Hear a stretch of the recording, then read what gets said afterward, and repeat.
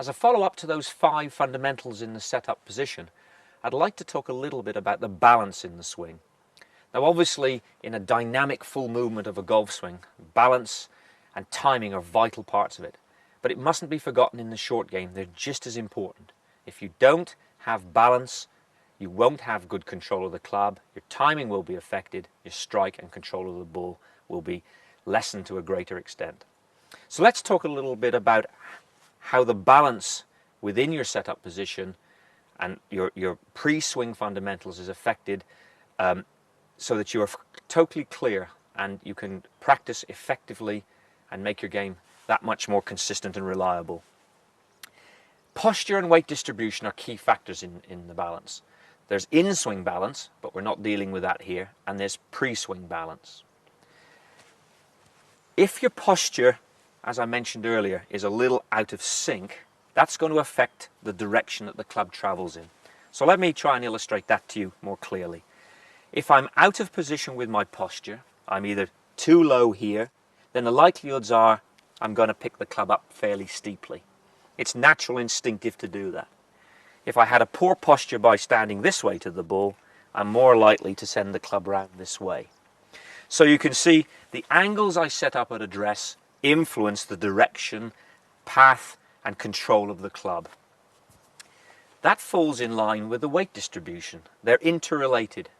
Posture and weight distribution are really almost as one in the golf swing.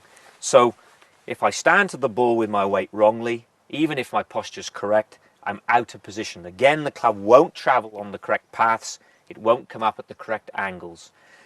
I won't be positioned in relation to the ball correctly, whether it's in front or behind. So really, you need to be sure in your own mind that your posture and your weight distribution are correct right from the beginning. Let me show you how you can influence the ball flight in a positive way with certain changes or subtle changes to your posture and weight distribution. It was clear earlier on we explained that the more your weight was forward of the ball, without leaning into it, that the ball flight would be lower. I don't think that's a difficult one for us to appreciate. And that if we kept our weight more behind the ball, it was easier for us to hit a higher ball flight. But we mustn't contort those positions. In other words, we mustn't manufacture them into being here's behind the ball or here's in front of it.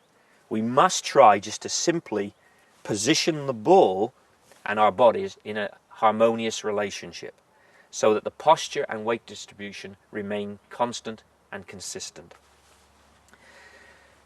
A little tip that might help, particularly for those slightly more advanced golfers, is that if you tend to get your body more on top of the golf shot, for example, this way, you will tend to find the club will travel on a slightly straighter line and also the ball will come out lower. Whereas if I have my weight or I'm further from the ball, which I wouldn't recommend really to any golfer, but the influences are as I stand further from the ball, the club travels more inside and the angle of attack, the club comes down much more shallow and the ball will flight up in the air. So we could refer to when we play shorter, lower running shots that we get more on top of it. We're closer to the ball, we're more in control of the club, a little like a putt. We stand more here. When we want to play that sort of more handsy, soft-flighted ball, we stand slightly further and create this slightly longer, more flowing swing. So we can see just in those few moments how the weight distribution, left, right, backward, forward, is totally related to posture in terms of angles of the body. This upper body is the key to everything, getting this in the right position, and then how that influences the more dynamic movements of the swing, which we're now going to follow up with in this lesson on your short game.